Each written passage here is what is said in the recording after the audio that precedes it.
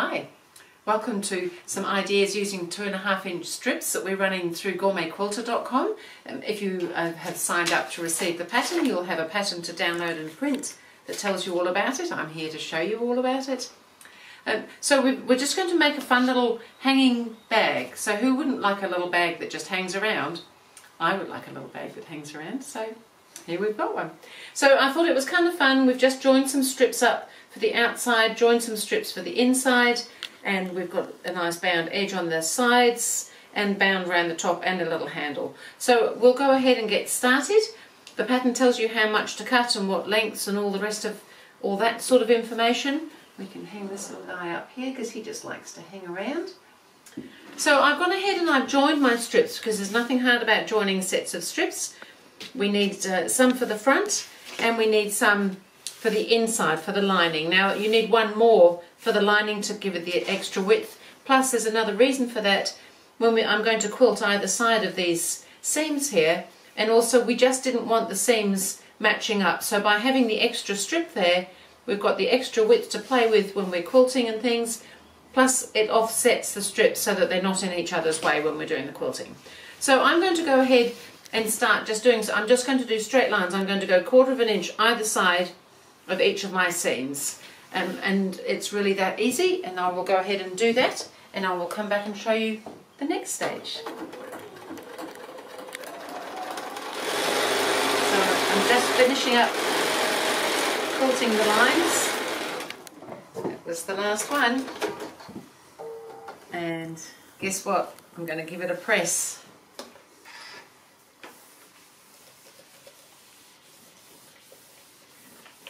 So because our backing was the same length as our front, there's just chances that things have moved a touch, but it doesn't matter because we're just going to be trimming the ends and things a little bit as well.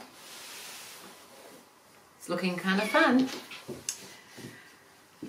So it may be easier just to trim some bits and pieces off now. We have to trim, the pattern shape shows us all this, we have to trim the sides, we have to trim the top, to get the nice little the curved opening that we've got up here. So we've got a curved shape to help us with that, we've got a side shape to help us with that, and then we've got a little cutout for the corners. So we could trim everything first if you feel that you need to, or we can just line up to save that step of trimming. You can just line up your edges here. I think I'm going to trim the sides off first, so it's easier if it's on the fold, simply because the pattern piece is only half the width. So we're just going to trim coming in up there. So I'm just going to use, you could use scissors, but I'm going to use my rotary cutter. Now it is a little bit of a curve, so we want to come, I'm going to trim that batting off as well, and I'm just going to swivel that ruler, just taking it slowly, so that I can just cut against the ruler all the way there. And I'm on some seams, so we'll just go through that properly. And there we have already a nice shape on that side. And now we want the same shape in reverse on the other side. So we're going to come from this end, exactly the same sort of process, but as we get to it, we just, if we just take it slowly, you can swivel that ruler. I know, because I've just done it.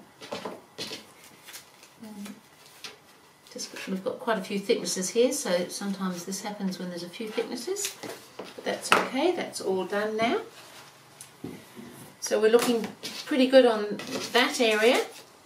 Now on the curved edges, oops.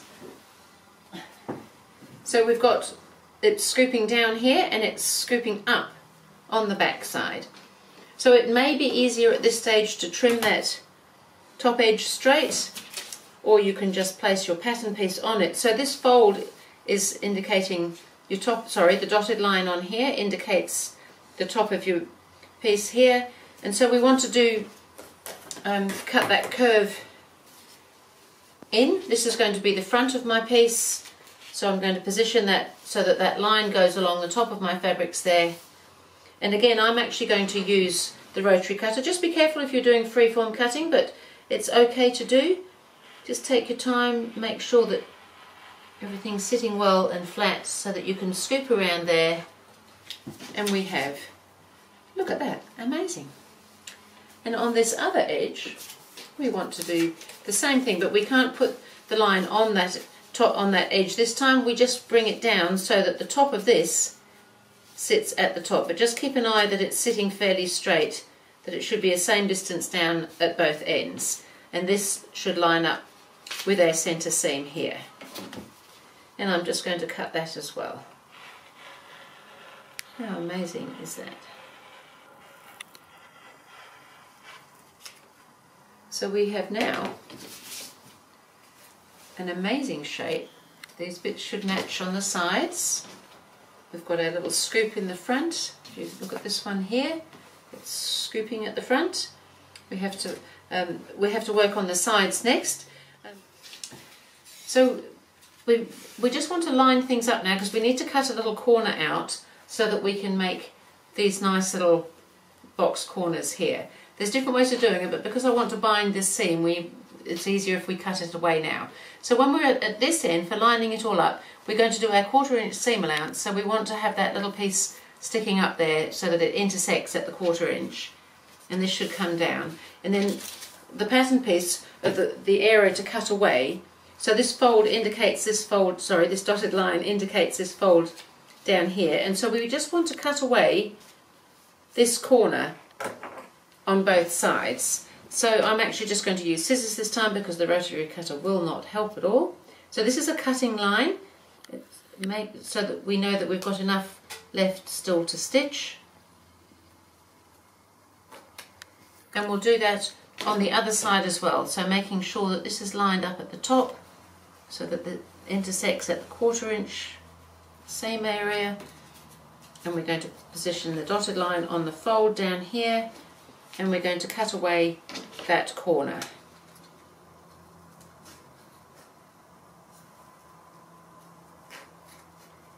And now we have a very interesting shape, but so much fun. So what we're going to do now is I just thought it would be nice if these seams on the side were bound, so we actually sew them on the outside rather than sewing them inside out like we would normally do with a lot of other things. And we just need a couple of strips to bind that with as we go. So what I'm doing is sewing the seam with the binding folded in half. So this is just a strip folded in half. So I'm going to put the raw edges together. We've got enough length that it extends a little bit beyond, and I'm just going to sew down that side there. So I'll go ahead and I'll do this just to show you one side. So it can be a slightly generous 1/4 inch seam allowance, but not too generous, but maybe just a tad more would be fine. It just gives a nice finish on the sides.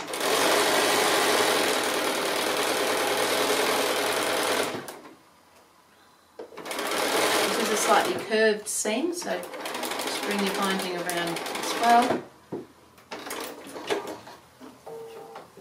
And now comes the fun and games, because we've done that nicely. What we now have to do is fold that over and stitch it down again, but that's where having that little hole there will help us, but it will be a little bit of a tight spot. So I found it's easiest if I'm working into a tight spot, and I just might press that as well so that it's sitting where I want it to go. I'm just going to press it towards the back. It does mean that because we're going one way that there's slightly more of the front showing than the back, but I'm happy with that. So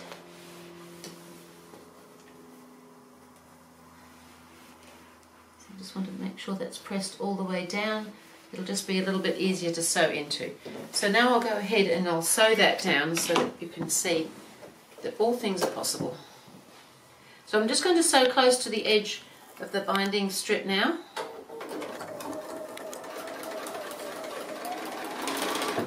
And just make sure this is all pulled out as you go.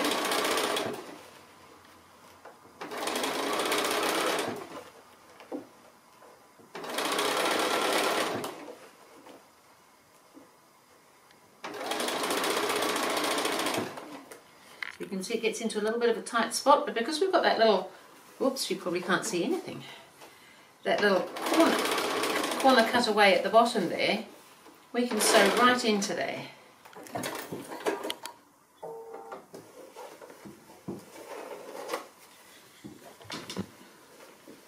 So I'll turn it out the right way now so you can see that my binding on that seam is looking nice. The inside seam is nice and tidy, there's nothing there, and the outside is looking very nice and green.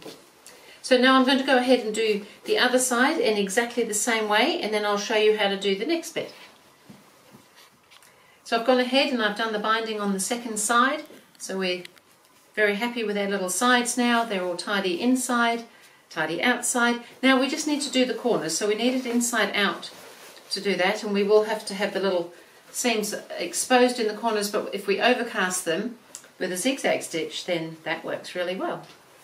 So what I now need to do is open that out so that the corners are sitting nicely and that the seam is fairly central to this side, and we just need to stitch across here with a regular 1/4 inch seam allowance, and so we'll do that.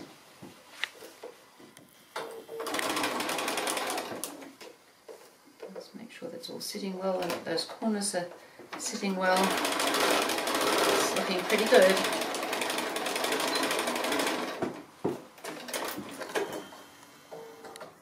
And the next thing I would do would be just trim that, really just to tidy it up. I'm not trying to make it particularly any smaller, but just to make sure that's all tidy and to trim off that excess bit of binding there. It's quite thick, so just do that. And then I'd go onto the sewing machine and I'd change my foot and my stitch, and I'll do a zigzag stitch, but first of all I'm going to do my other corner, so I'll come back and show you that when I've got the other corner ready. So I've changed my foot. I've got actually my open toe foot on so that I can have a needle swing, because I'm going to use a zigzag on my machine. So I've just got a regular zigzag and the right foot that the needle can swing. It can't swing on the regular 1/4 inch foot. And I'm just going to start in a little bit and back up so that my thread ends are caught in as we go as well. So I'm just going to back up now, and then I'm just going to zigzag all the way along to the other end and finish off there. And I'm going to do that on both sides, and what that does is it gives us a really tidier finish because it's exposed, but on the inside it just means that things are just held nice and tidy. Snip my threads off there, so that they're not going to unravel or cause problems on the inside of the bag. So I'll go ahead and do this bit and come back and show you the next bit. So I've gone ahead, I've done my seams across, I've done the zigzagging, I've popped my corners out, and they are looking pretty good. I'm pretty pleased with my corners. So that's come up really well there. So we just now need to trim off the binding at this end, just level with that top edge. And we need to make the little handle that we're going to, the little hanging loop on the bag. So I've actually already gone ahead and done that. It was the measurements and things that are in the pattern. It was just a strip, and I folded both raw edges into the middle and then folded it in half, and then I've just done 2 lines of sewing to hold it together. And then I've put it onto the outside of the bag, and I've just stitched it so that it's going to be enclosed in the binding when we put the binding on. So just either side of the centre at the back, so that it just hangs nicely there. And so now all we need to do is put the top edge on, and it's simply a binding the same way as we might bind a quilt, certainly the same way I would bind a quilt. So I'm going to go ahead and do that, so make sure that this is sitting out of the way, but I'm going to stitch it to my inside so that I can roll it over and stitch it down on the outside, because I'll be doing it all by machine. So I'm going to start somewhere on one of the sides here, maybe not exactly, yes, pretty much over the side. So I'm just going to start somewhere there. I've turned the corner in of my binding. I'm going to stitch along to that point where that turned in bit is, and then I'm going to fold this over, leave a little gap to tuck the other end in, and then stitch all the way around with it double. So I'll just get it started so you can see what I'm doing. So I'm just sewing it to the inside at the moment.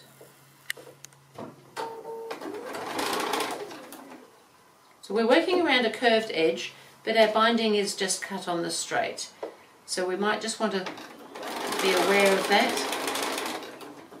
So I'm just going to finish off. I've got to the end of that little folded back bit, and I'm just going to fold that over now so that the raw edges of the binding are together.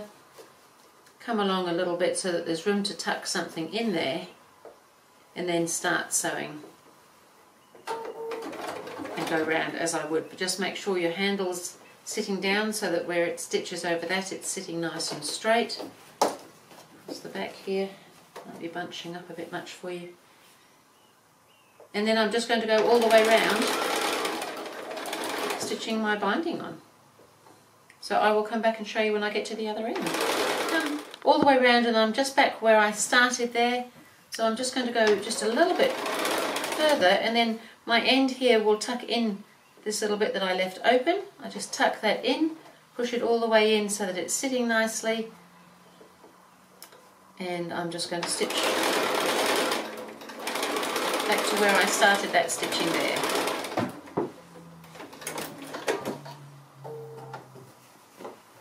And I think that's looking good. So because we're on a little bit of a curve here on the front, I did make sure that that didn't stretch. You don't want to stretch your curves at all when you're sewing something like this. So just be aware of that as you go, because it is because we cut the curve, it does want to possibly stretch a little bit. So now I just need to go around and stitch that binding down on the right side, so it's easier if I turn the bag inside out for that. It doesn't really matter where I start, but often I start where I finished. So I'm just going to turn that over and stitch close to that little folded edge there all the way around, and then our bag will be finished. So I will go ahead and do that. So I'm all excited. I've got 2 hanging pockets now. So I've gone ahead, I've put my binding on, it's all looking pretty good. I've got my little hanging loop there. I just have to decide what it is that deserves to be hung in my hanging pocket now. You could hang all sorts of things. I think they'd be great in the kids' room to put socks in, or all sorts of things. Cars, teddies, I don't mind.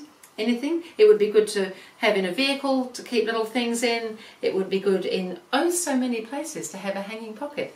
So that was the end of that tutorial for you. That was idea number 7. So I will be back with ideas for 2.5-inch strips number 8.